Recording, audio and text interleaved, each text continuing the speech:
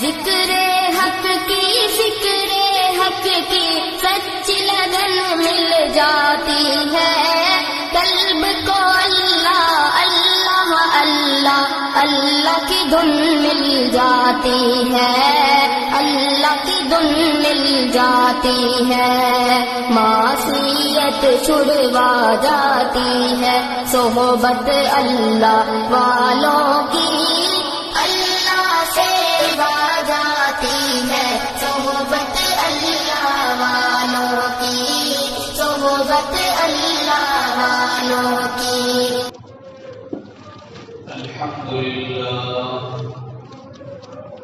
الحمد لله نحمده ونستعينه ونستغفره ونؤمن به ونتوكل عليه ونعوذ بالله من شرور أنفسنا ومن سيئات أعمالنا، من يهده الله فلا مضل له ومن يضلل فلا هادي له، ونشهد أن لا إله إلا الله وحده لا شريك له، ونشهد أن سيدنا وسندنا ومولانا محمدا عبده ورسوله، صلى الله عليه وعلى آله وأصحابه وبارك وسلم تسليما كثيرا. أما بعد، فقد قال النبي صلى الله عليه وسلم: لا تحقرن من المعروف شيئا ولو أن تلقى أخاك بوجه طليق، أو كما قال عليه الصلاة والسلام. اللهم صل على محمد وعلى آل محمد في أول كلامنا. اللهم صل على محمد وعلى آل محمد في أوسط كلامنا. اللهم صل على محمد وعلى آل محمد في آخر كلامنا. میرے معزز بزرگان دین، عزیز نوجوان بھائیوں، اس وقت میں نے آپ حضرات کے سامنے جناب محمد رسول اللہ صلی اللہ علیہ وسلم کی ایک حدیث مبارکہ پڑھی، جس کے اندر اللہ کے نبی صلی اللہ علیہ وسلم نے بہت ہی قیمتی بات ارشاد فرمائی ہے. اگر اس حدیث کی بات پر میرا اور آپ کا عمل ہو جائے تو اس کے اندر بہت بڑا فائدہ دنیا اور آخرت میں ہمیں ملنے والا ہے.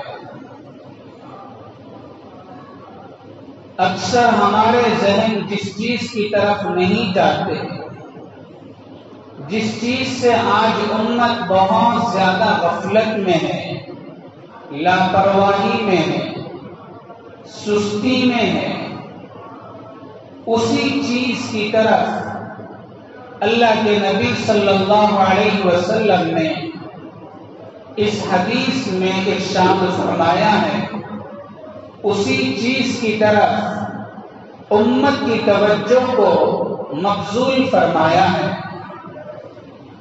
اللہ کے نبی صلی اللہ علیہ وسلم نے فرمایا: لا تحقرن من المعروف شيئا ولو ان تلقى اخاك بوجه طليق. اے لوگو، اسلام کے اندر، شریعت کے اندر، دین کے اندر جتنے نیک کام کرنے کے ہیں ان سارے نیک کاموں میں سے کسی بھی نیک کام کو چھوٹا اور حقیر سمجھ کر نہ چھوڑنا. اس میں ایک خاص بات کا ذکر اللہ کے نبی آخر میں فرماتے ہیں وَلَوْ أَن تَلْقَىٰ أَخَاكَ بِوَجْهٍ طَلِيقٍ.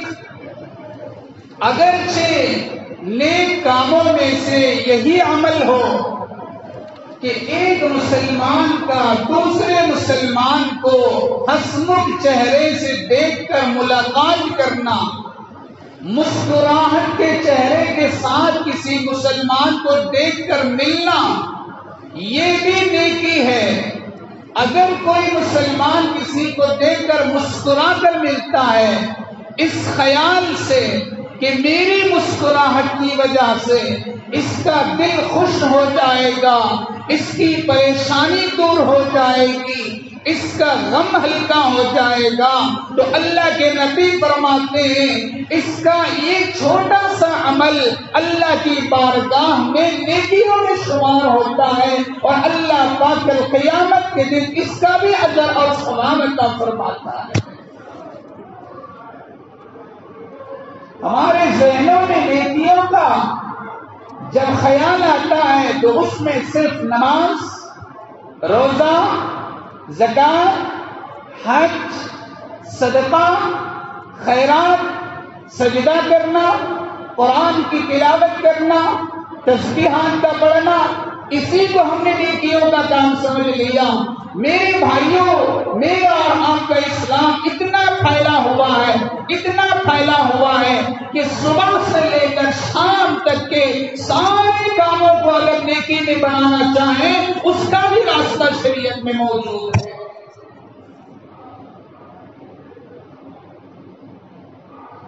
کیسی بات اللہ کے نبی نے اس حدیث میں فرمائی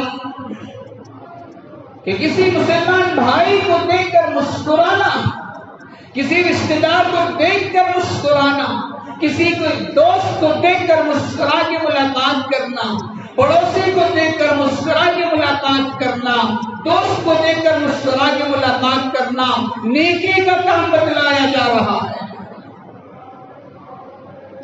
صحابی رسول فرماتے ہیں جب بھی میں اللہ کے نبی صلی اللہ علیہ وسلم کی خدمت میں حاضر ہوتا اور میری نگاہ آپ کے چہرے انور پر پڑتی اور آپ کی نگاہ میرے چہرے انور پر پڑتی تو ہمیشہ اللہ کے نبی کے چہرے پر مسکراہٹ آ جاتی.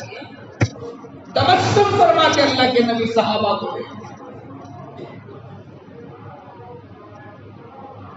امی جان عائشہ صدیقہ رضی اللہ تعالی عنہ فرماتی ہے اللہ کے نبی جب بھی گھر میں تشریف لاتے تو کھلے ہوئے چہرے کے ساتھ آتے ہیں، مسکراہٹ والے چہرے کے ساتھ آتے ہیں. حدیث میں اللہ کے نبی صلی اللہ علیہ وسلم نے فرمایا شوہر جب گھر میں جائے اور گھر میں جا کر کے بیوی پر محبت کی نگاہ سے دیکھے اور بیوی شوہر پر محبت کی نگاہ سے دیکھے تو اللہ پاک آسمانوں پر دونوں کو رحمت کی نگاہ سے دیکھتا ہے. آج میرا اور آپ کی زندگی کا حال کیا ہے؟ گھر میں جاتا ایسی صورت بنا کر کے ایسا معلوم ہوتا ہے کہ کوئی باہر چہرے پر لیمبو نچوڑ کے بھیج دیا ہے، کھٹا چہرہ بنا لیا. اس کے واسطے بیگم چولہے کے پاس انگلیاں جلا لے رہی، اس کی بریانی بنانے کے واسطے پسینہ پسینہ ہو جا رہی، پورے گھر کی صفائی کے واسطے اپنے کپڑے گندے کر لے رہی ہے. اور یہ شوہر نالائق جب بیوی کے سامنے جاتا ہے تو کھٹی صورت لے کو جاتا، وہ صورت دیکھ کو اب بھی ذرا ٹینشن آ جاتی ہے. یہ کوئی زندگی ہے؟ یہ کوئی معاشرہ ہے؟ یہ کوئی اخلاق ہے؟ یہ کوئی مسلمان کا کام ہے؟ ایسا چہرہ کھلکھلاتا ہوا لے کر جاؤ کہ اس کے ہزاروں غم تمہارے چہرہ دیکھنے سے ہلکے ہو جائیں. اس کے گھر کا کام کا ٹینشن یجمان کا چہرہ دیکھنے سے ختم ہو جائے. یہ ہے اللہ کے نبی کی زندگی جو امت کو عملی نمونہ کر کے دکھایا اللہ کے نبی. یہ تو ایک خیر خاص بات اللہ کے نبی نے حدیث میں فرمائی، ورنہ ایک اصول اللہ کے نبی صلی اللہ علیہ وسلم نے اس حدیث کے اندر بتلایا اور اس حدیث کے ذریعے سے امت تک یہ میسج دیا کہ دین کے کسی بھی کام کو معمولی نہ سمجھنا، چھوٹا نہ سمجھنا، حقیر نہ سمجھنا. آج امت نے اعمال کو ڈیوائڈ کر دیا. آج امت نے اعمال کو تقسیم کر دیا ہے. یہ عمل فرض، یہ عمل واجب، یہ عمل سنت، یہ عمل نفل، یہ عمل مستحب. یقیناً یہ اعمال کی تقسیم فقہا نے کیا ہے، امام اعظم ابو حنیفہ نے کیا ہے، امام شافعی رحمۃ اللہ علیہ نے کیا ہے، ائمہ کیا ہے، محدثین نے کیا ہے. لیکن اس اعمال کو ڈیوائڈ کرنے کا مطلب یہ نہیں ہے کہ فرض عمل پر عمل کرو اور سنت کو سنت سمجھ کر چھوڑو، نفل کو نفل سمجھ کر چھوڑو. ایک مسجد کی بات نہیں کرتا، سارے معاشرے کے اندر کہیں میں چلے جاؤ، جمعے کا اتنا مبارک دن ہے، اتنا بڑا مجمع مسجدوں کے اندر آتا ہے نماز جمعہ ادا کرنے کے لیے، لیکن جیسے ہی امام صاحب دوسرا سلام پھیرتے ہیں تو آدھا مجمع گیٹ کے باہر رہتا ہے. امام صاحب کو سانس بھی لینے دیتے نہیں، دعا کرتے. سلام پھیرا ہوا تمہیں بس ہمیں کیسا بھاگتی رہو، قید خانے سے باہر چھٹی مل رہی ہے. 2 رکعت نماز جمعہ کے بعد جو سنتیں ہیں کیا اس کو نہیں پڑھ سکتا مسلمان؟ جو نوافل رکھے گئے ہیں کیا ان کو نہیں ادا کر سکتا؟ کیا ان کو ادا کرنے کے لیے ہمارے پاس آج فرصت نہیں ہے؟ لیکن کیوں نہیں پڑھ رہا؟ سنت نافل. نماز میں سنت کا مسئلہ آتا ہے تو سنت سمجھ کر چھوڑ دیتے ہیں. دسترخوان پر سنت بہت اچھی یاد آتی ہے، میٹھا کھانا سنت بھی، خالی بریک کھاؤ میٹھا بھی کھاؤ. باسو بڑے کو دیتا کھاتے کھاتے یوں بھی تمہیں بھی کھاؤ. انہیں بیچارہ شوگر پیشنٹ اکھوں میں مجھے بولے تو یہ فضیلت چھوڑا تھا بیٹے کی. میٹھا کھانا سنت بھی کھاؤ، لگئی کو چھوڑ دیا. ایسا انکار نہیں کرنا سنت سے. مسلمان دسترخوان کی سنتیں یاد ہے، مسجد کی سنتیں یاد نہیں ہے. دسترخوان کی سنتیں یاد ہے، اعمال کی سنتیں یاد نہیں ہے. یہ جو تقسیم ہے اعمال میں، یہ عمل فرض، یہ سنت، یہ واجب، یہ نفل، یہ احکام کے اعتبار سے درجات کو رکھا ہے علماء نے. کہ فرض کا درجہ نمبر 1، واجب کا درجہ نمبر 2، سنت کا درجہ نمبر 3، نفل کا درجہ نمبر 4.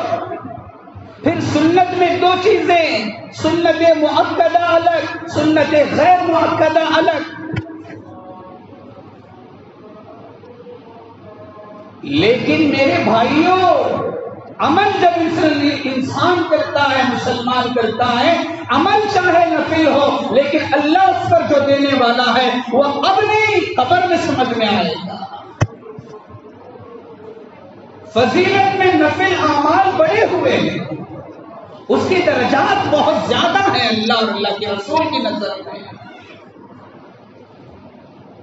پتہ نہیں کون سا سجدہ ہماری مغفرت کا ذریعہ بن جائے، کون سا نیک عمل ہماری نجات کا ذریعہ بن جائے، کون سا نیک عمل ہمیں جہنم سے نکال کر جنت تک لے جانے والا بن جائے، ہمیں سمجھ میں نہیں آتا. ایک ایک نیکی، اس کی قدر، اس کی قیمت، اس کی ویلیو، یہ آنکھ بند ہو کر کے جب قبر کی آنکھ کھلے گی تب پتہ چلے گا ایک سبحان اللہ پر اللہ کیا کر دے رہا تھا. ایک نفل کی رکعت پر اللہ کیا ثواب دے رہا تھا، یہ قیامت میں پتہ چلے گا جب حشر کا میدان ہوگا، نفسی نفسی کا عالم ہوگا، ہر انسان نیکی کے لیے تڑپے گا، وہاں کوئی نیکی دینے والا نہیں ہوگا، وہاں سمجھ میں آئے گا کہ نفل اعمال پر اللہ کیا دے رہا تھا۔ آج ہم چھوڑ رہے ہیں چھوٹا عمل، جتنے اعمال ہیں یہ سارے اعمال کا کرنے میں سب سے زیادہ اسی عمل کی قیمت ہے جو عمل اللہ کو پسند آئے۔ اگر ہمارے عمل اللہ کو پسند نہیں آ رہے تو سب پانی میں۔ کمال اللہ کی قبولیت کا اللہ کی دربار میں 5 وقت کی نماز میری ادا ہو رہی ہے تو دل میں بڑائی نہ آئے میں تو نمازی ہوں۔ ہماری نماز اللہ کی بارگاہ میں قبول بھی ہو رہی ہے یا نہیں ہو رہی ہے اللہ بہتر جانتا ہے، ہمیں اطمینان سے بیٹھنے کی فرصت کہاں ہے۔ اس لیے اللہ کے نبی فرماتے ہیں جب بھی تمہارے سامنے کسی بھی نیک کام کرنے کا موقع آئے، تمہارے دل میں کسی بھی نیک کام کرنے کا خیال آئے، چاہے وہ چھوٹا ہو کہ بڑا ہو، فوراً اس کو کرو، یہ سمجھ کر ہو سکتا ہے یہی میرا عمل اللہ کی بارگاہ کو پسند آ جائے اور میری نجات کا ذریعہ بن جائے۔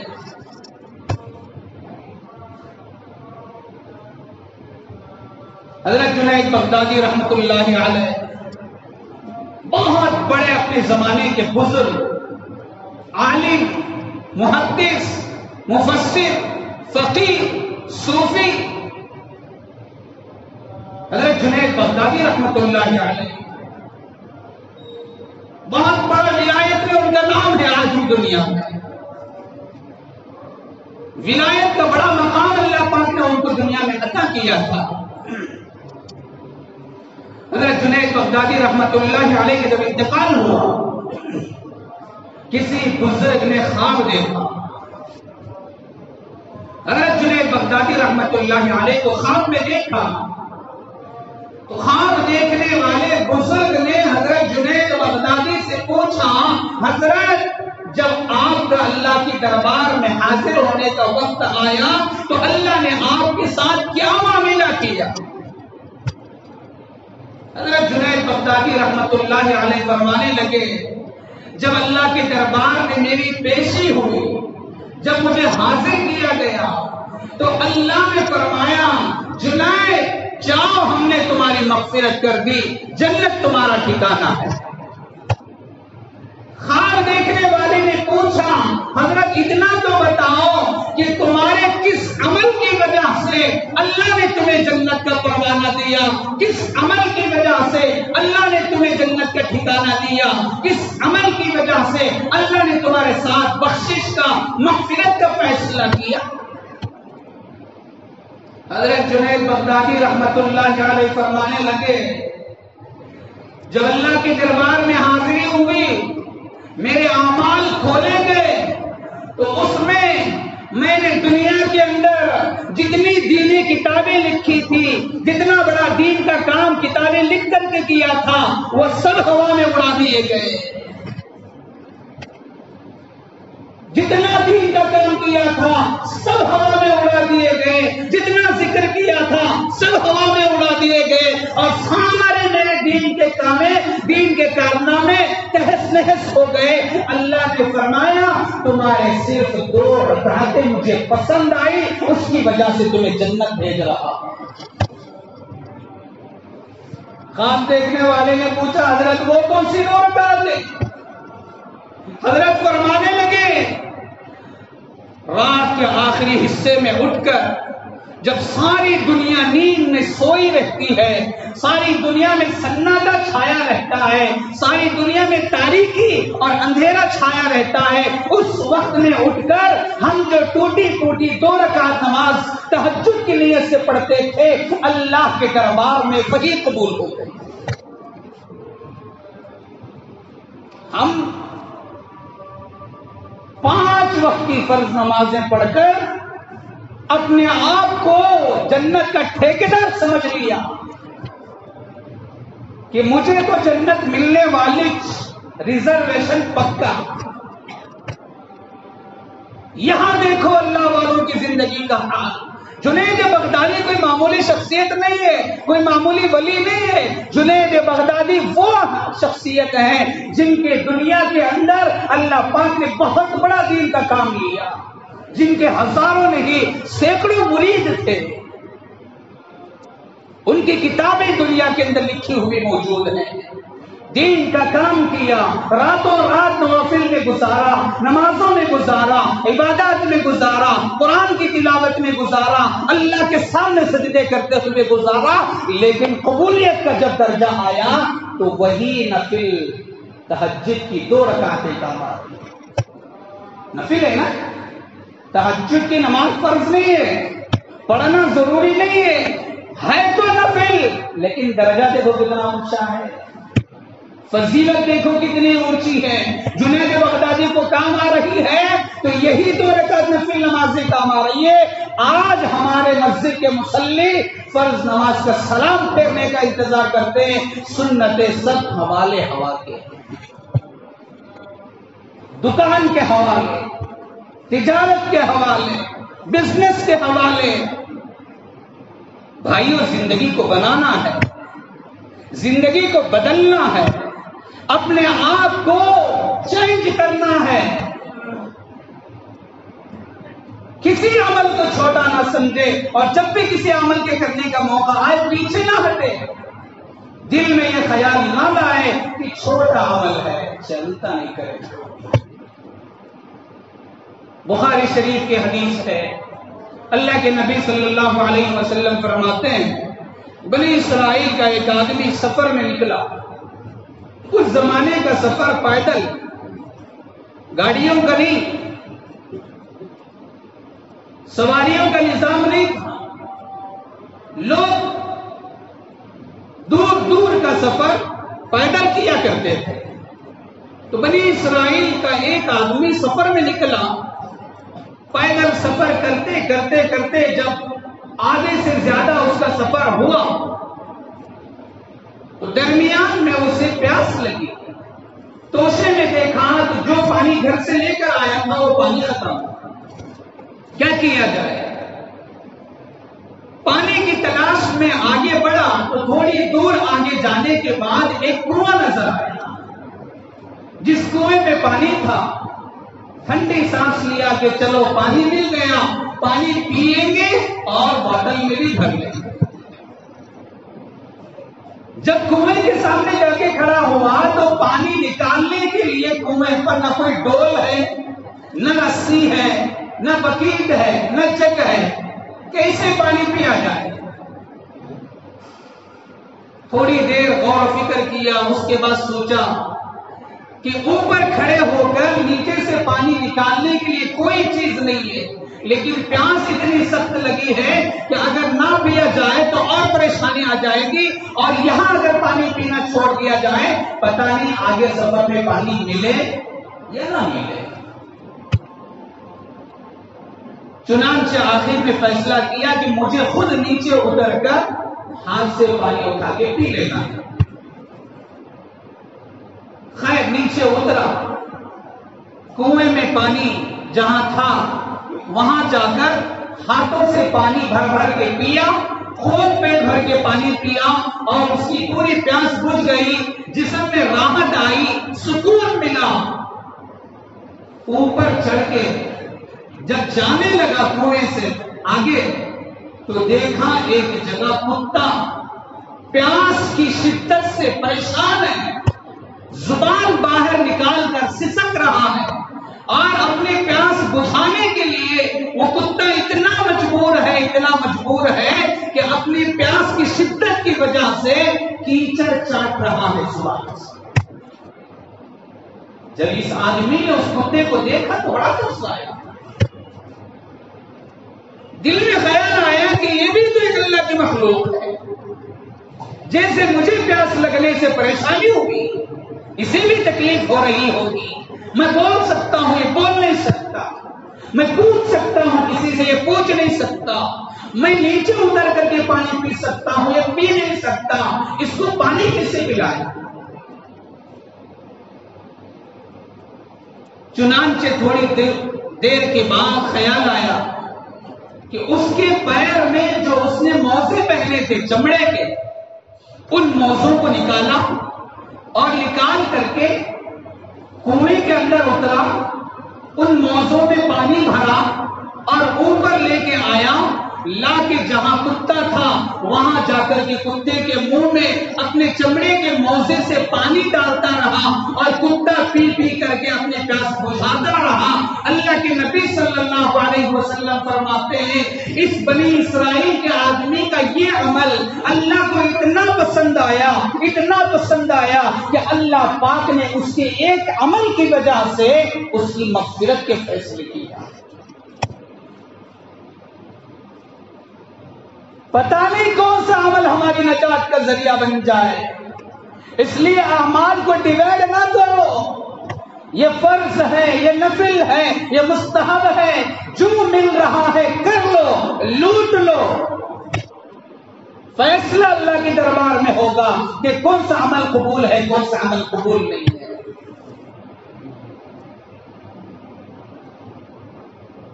تو میرے بھائیوں، آج امت کے ذہنوں میں یہ بات بٹھانے کی ضرورت ہے کہ ہم اعمال میں کسی عمل کو حقیر سمجھنا چھوڑ دیں، کسی بھی عمل کو حقیر سمجھنا چھوڑ دیں۔ ہر عمل جس کا موقع اللہ پاک ہمیں دے رہا ہے، توفیق دے رہا ہے، اس کو کرنے کی کوشش کریں۔ حضرت سفیان ثوری رحمۃ اللہ علیہ بہت بڑے بزرگ عالم دین، کتابوں میں آتا ہے حضرت سفیان ثوری رحمۃ اللہ علیہ کا جب انتقال ہوا تو اللہ کے دربار میں حاضری ہوئی۔ اللہ تبارک و تعالی نے فرمایا جاؤ ہم نے تمہاری مغفرت کر دی۔ حضرت سفیان ثوری کے ذہن میں یہ تھا کہ میں نے تو دنیا میں بہت بڑا دین کا کام کیا ہے، حدیث کی کتابوں میں آج بھی ان کا نام موجود ہے۔ حضرت سفیان ثوری رحمۃ اللہ علیہ کا نام آج بھی حدیث کی کتابوں میں موجود ہے، اتنا انہوں نے حدیث پر کام کیا ہے، کتابیں لکھی ہے، لوگوں تک دین پہنچایا ہے۔ حضرت سفیان ثوری رحمۃ اللہ علیہ سے جب اللہ نے کہا جاؤ ہم نے تمہاری مغفرت کر دی، تو حضرت سفیان ثوری نے پوچھا یا اللہ کس عمل کی وجہ سے آپ نے میری مغفرت کی؟ اعمال تو میرے بہت سارے ہیں، کام تو میں نے بہت کیا ہے دنیا میں، کس عمل کی وجہ سے میری مغفرت ہو رہی ہے؟ تو اللہ پاک نے فرمایا سفیان تمہاری عبادتیں ایک طرف، تمہارا تہجد ایک طرف، تمہارے سجدے ایک طرف، تمہارا ذکر ایک طرف، تمہاری قرآن کی تلاوت ایک طرف، تمہارا حج کرنا ایک طرف، تمہارے حدیثیں لکھنا ایک طرف، ہمیں جو تمہارا عمل پسند آیا، ایک رات تم نے حدیث لکھنے کے لیے جب اپنے روم میں کمرے میں بیٹھ کر کے اپنی کتاب نکالی، اور اس زمانے میں لکھنے کا رواج پین کے ذریعے سے نہیں تھا جو آج کل دکانوں میں ملتا ہے، اس زمانے میں لکھنے کے لیے ایک لکڑی کی کاڑی ہوتی تھی جسے سامنے نوٹ بنایا جاتا اور بازو ایک شیشی رکھی جاتی جس میں انک ہوا کرتا تھا، اس انک میں ڈبو کر لوگ کتابیں لکھتے تھے۔ اللہ نے فرمایا سفیان ایک رات تم حدیث لکھنے کے لیے بیٹھے، اور جب تم نے حدیث لکھنے کے لیے اپنے لکڑی کے قلم کو شیشی میں ڈبویا انک کی اور باہر نکالا اور حدیث لکھنا چاہ رہے تھے، اسی وقت ایک مکھی آ کر کے اس تمہارے قلم کی نوک پر بیٹھ گئی جہاں انک لگی ہوئی تھی، اور وہ مکھی پیاسی تھی، اپنی پیاس بجھانے کے لیے وہ آ کر بیٹھی اور اس اینٹ کو چوستی رہی تو تمہارے دل میں خیال آیا یہ اللہ کی ایک مخلوق ہے، اسے پیاس لگی ہوگی یا اسے کچھ ضرورت پڑ گئی ہے، یہ چوس کر اپنی ضرورت پوری کر رہی ہے، اس کو اڑانا نہیں چاہیے، اسے ڈسٹرب نہیں کرنا چاہیے۔ اس خیال سے تم 1 منٹ تک حدیث لکھنے سے رکے رہے، اپنے قلم کو پکڑے رکھا۔ جب وہ مکھی خود وہ سارے ان کو چوس کر اڑ کے چلی گئی، اس کے بعد تم نے حدیث لکھنا شروع کیا۔ آپ کے اس عمل کو ہمارے دربار میں اتنا قبول کیا گیا، مجھے اتنا پسند آیا کہ آپ نے میری ایک مخلوق پر رحم کیا اور اس کی ضرورت کو پورا کرنے کا خیال رکھا۔ آج اس کی بدولت میں تمہارے اوپر رحم کرتا ہوں، اور جاؤ اللہ فرمایا کہ جاؤ آج تمہارے لیے ٹھکانہ جنت ہے۔ تو ایسے بہت سارے واقعات ہیں، بہت سارے اذکار ہیں، بہت سارے ایسے لوگ دنیا سے گزرے ہیں جن کا ایک ایک عمل کتنا بڑا عمل ہے، دیکھنے میں کیسا عمل ہے حضرت سفیان ثوری کا۔ ہمارے ساتھ آپ کے ساتھ کتنے مرتبہ ایسے حالات سامنے نہیں آتے؟ گھر میں بیٹھے ہیں، کوئی پرندہ آ گیا، کوئی جانور آ گیا، مکھی آ کے بیٹھ گئی، چونٹی آ کے بیٹھ گئی، ہم کیا کرتے ہیں؟ یا تو پانی ڈال دیتے ہیں یا تو جھاڑو لے کر کھلی۔ چھوٹے چھوٹے اعمال ہیں، ہمارے ذہن میں خیال بھی نہیں آتا کہ یہ عمل بھی میری نجات کا ذریعہ بن سکتا ہے۔ اللہ اس عمل کو بھی قبول کر سکتا ہے، اس کا ثواب بھی اللہ پاک آخرت میں دے سکتا ہے، اس کا خیال بھی نہیں آتا، جس کی وجہ سے بہت سارے ایسے کام ہیں جن کو ہم چھوڑتے جا رہے ہیں۔ آج سے کرنے کی کوشش کریں، مزاج بنائیں۔ تو پہلی بات تو یہ ہے کہ کسی بھی نیک عمل کو چھوٹا نہ سمجھے، کسی بھی نیک عمل کو حقیر نہ سمجھے، ہر عمل کو کرنے کی کوشش کرے۔ اور دوسری بات یہ ہے کہ کسی انسان کو بھی چھوٹا نہ سمجھے، کسی انسان کو حقیر نہ سمجھے، چاہے وہ کیسا بھی گنہگار کیوں نہ ہو، چاہے وہ کیسا بھی بدکار کیوں نہ ہو، اس کے اعمال کیسے ہی کیوں نہ ہو، لیکن اس کے عمل کی وجہ سے، اس کے گناہ کی وجہ سے، اس کے بدکاری کی وجہ سے، اس کے کرتوتوں کی وجہ سے اگر ہم نے اس کو چھوٹا سمجھ لیا اور ہمارے دل میں اپنے آپ کی بڑائی آ گئی تو یہ عمل بھی ہمارے لیے خطرہ ہے۔ کیا پتا جس انسان کو ہم چھوٹا سمجھ رہے ہیں وہ اللہ کے دربار میں بڑا ہو، اللہ کے دربار میں اس کا ایک مقام ہو، اللہ کے دربار میں اس کی ویلیو ہو، اس کا کون سا عمل اللہ کو پسند آ جائے اور اللہ اسے آخرت میں جنت کا فیصلہ سنائے اور خدا نہ خواستہ اللہ ہمیں جہنم کا فیصلہ سنا دے۔ اس لیے اونچ نیچ نہیں، کسی انسان کو حقارت کی نگاہ سے دیکھنا نہیں ہے، کسی انسان کو چھوٹا سمجھنا نہیں ہے۔ تیسری بات، کسی گناہ کو چھوٹا سمجھ کر نہ کریں۔ آج یہ بیماری بھی آج ہمارے اندر آ گئی کہ ہم نے گناہ کو بھی ڈیوائڈ کر دیا، گناہ ہے کبیرہ، گناہ ہے صغیرہ، یہ بڑا گناہ، یہ چھوٹا گناہ، چھوٹے گناہ سمجھ کر کرتے جا رہے ہیں، کیا بولے تو چھوٹا گناہ سمجھ کے چلتا۔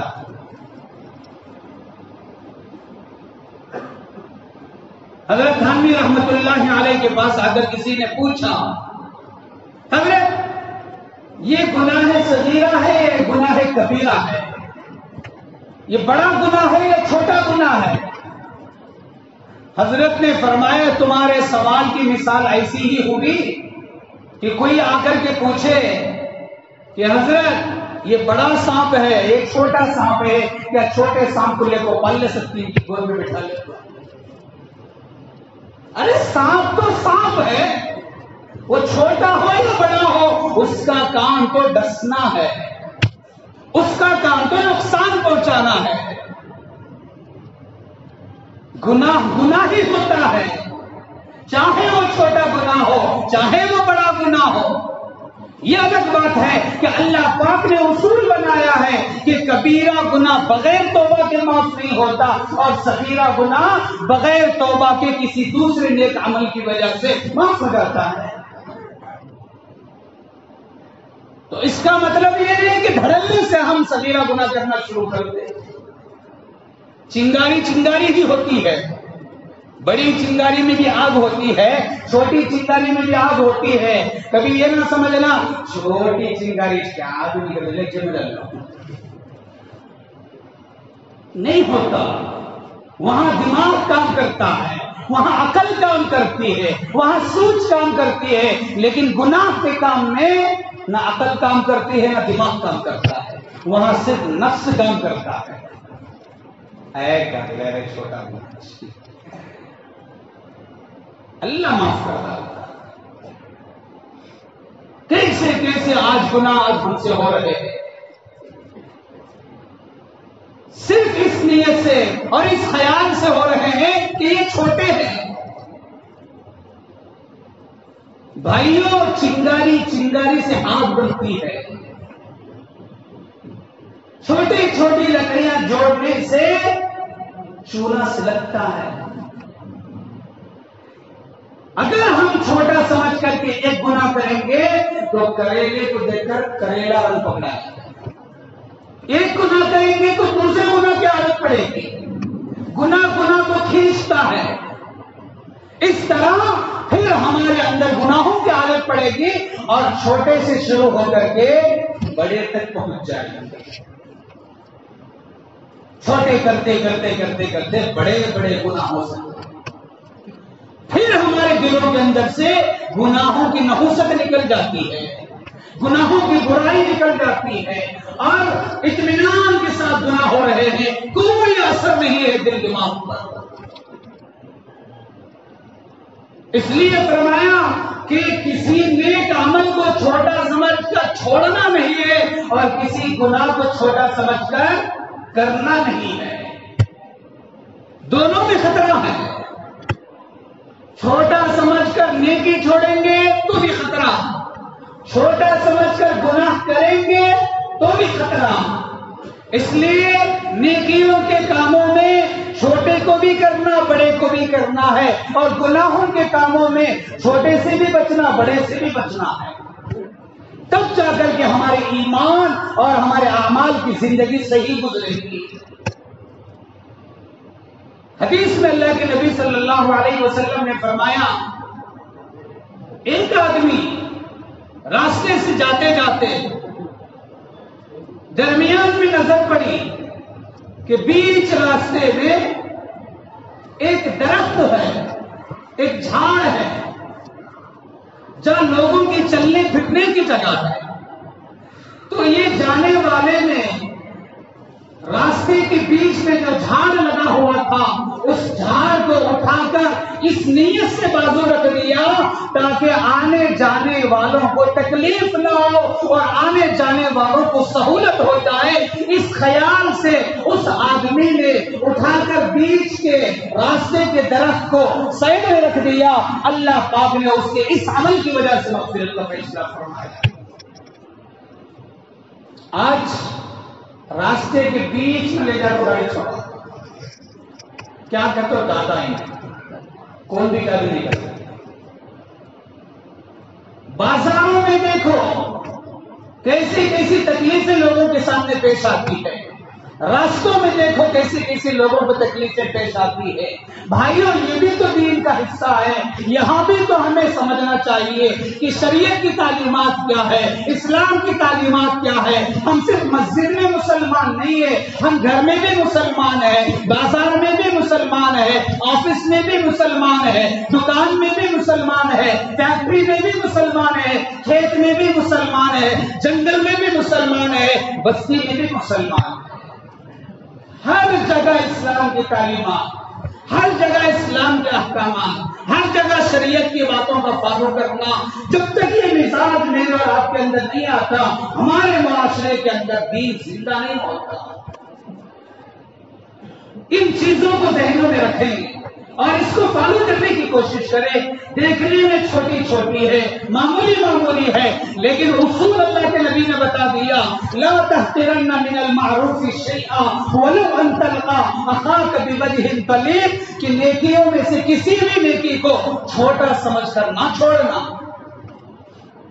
اس لیے ارادہ کرے کہ اللہ پاک مجھے اور آپ کو ہر چھوٹے بڑے نیک اعمال کرنے کی توفیق عطا فرمائے. صرف فرائض پر ہمارا عمل نہیں، بلکہ فرض نمازوں سے پہلے کی جو سنتیں ہیں، فرض نمازوں کے بعد کی جو سنتیں ہیں، جو نوافل ہیں، انشاءاللہ ان کو بھی ادا کرنے کی پابندی کریں گے اور اس کا بھی ایک معمول بنائیں گے. جب آ گئے ہیں مسجد میں عبادت کرنے کے لیے، اللہ کو راضی کرنے کے لیے، تو پورا کام کر کے جائیں گے انشاءاللہ. فرض نماز صرف اسی پر ہماری زندگی رہی اور نوافل کو چھوڑ دیا تو کل قیامت کے دن حدیث میں اللہ کے نبی نے فرمایا، جب حساب کتاب شروع ہوگا اور اللہ پاک ہر انسان کی نماز کا حساب لے گا، تو حدیث میں اللہ کے نبی فرماتے ہیں فرائض کا حساب لیتے لیتے اگر اس میں کچھ کمی رہ گئی تو اللہ فرشتوں سے فرماتے ہیں اس کے اعمال نامے میں دیکھو کچھ نوافل بھی ہیں یا نہیں ہے. اگر نوافل ہیں تو اس کو ڈال کر بھرپائی کر دو اور اس کا فیصلہ جنت کا سنا دو. اور اگر فرائض کی کمی پوری کرنے کے لیے نوافل کو دیکھا جائے گا، اگر نوافل نہیں ہے تو پھر گرفتار. اس لیے بھائیوں، یہ نوافل کو معمولی نہ سمجھے، یہ نوافل کو چھوٹا عمل نہ سمجھے اور چھوٹا سمجھ کر چھوڑنے کی پابندی اور چھوڑنے کی عادت نہ بنائے. یہی چھوٹے چھوٹے کام کل قیامت کے دن ہمیں نجات کا ذریعہ بن سکتی ہے. اللہ مجھے اور آپ کو عمل کی توفیق عطا فرمائے. آئندہ جمعہ انشاءاللہ اس بات پر آپ کے سامنے بیان ہوگا کہ اس وقت سوشل میڈیا پر بہت زیادہ ایک باتیں گردش کر رہی ہے اور لوگوں کے موبائلوں میں پھیلتی جا رہی ہے. ایک ملعون و مردود شخص ہے جو قرآن پر اور اللہ کے نبی کی زندگی پر بھی روز بروز بکواس کرتا جا رہا ہے.